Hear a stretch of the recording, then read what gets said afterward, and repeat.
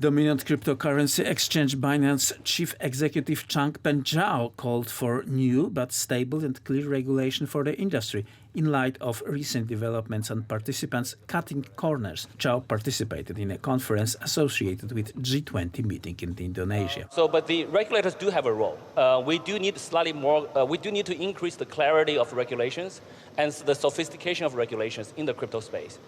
So over the last week, there's so much turmoil in our industry. But I want everybody to understand that's not reflective of everything in the industry. The industry goes through ups and downs.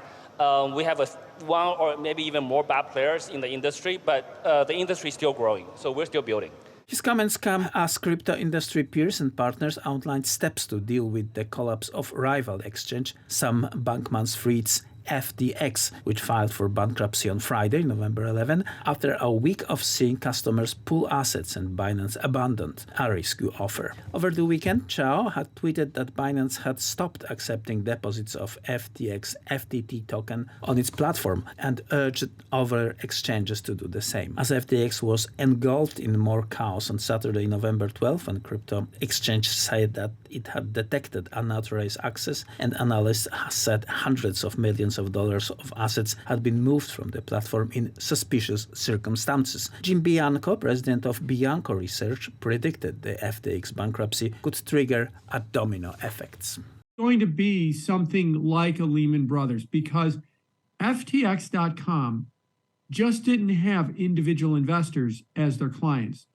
They had other brokerage firms, hedge funds, trading shops, venture capitalist, institutional investors, and even crypto miners and crypto validators as customers that held funds with their brokerage operation.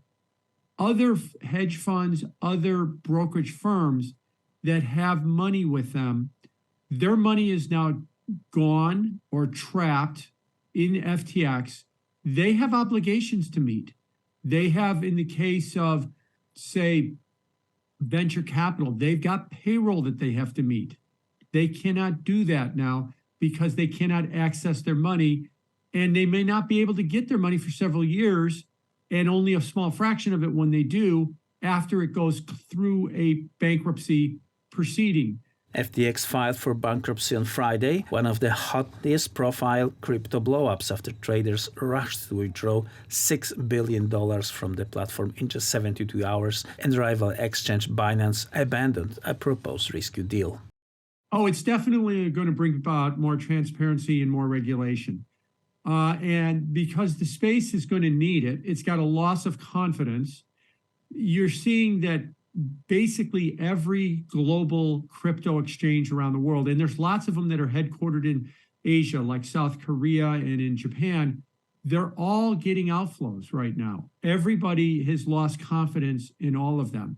So they're going to need some kind of assurance through regulation and transparency that if you deposit your money on these brokerage exchanges. Just one day after the crypto exchange filed for bankruptcy, the Miami Herald said it was looking for a new naming sponsor, its home arena, which has been known as the FTX Arena. The exchange's dramatic fall from grace has seen its 30-year-old founder, Sam Bankman-Fried, known for his shorts and t-shirt attire, morph from being a poster child of crypto successes to the protagonist of the industry's biggest crash. Bankman-Fried, who lives in Bahamas, has also been the subject of speculation about his whereabouts. On Saturday, he told Reuters that he was in Bahamas, denying speculation on Twitter that he had flown by private jet to South America. The turmoil at FTX has seen at least $1 billion of customer funds vanish from the platform, sources told. On Friday, Bankman-Fried has transferred $10 billion of customer funds to his trading company, Alameda Research, the sources said.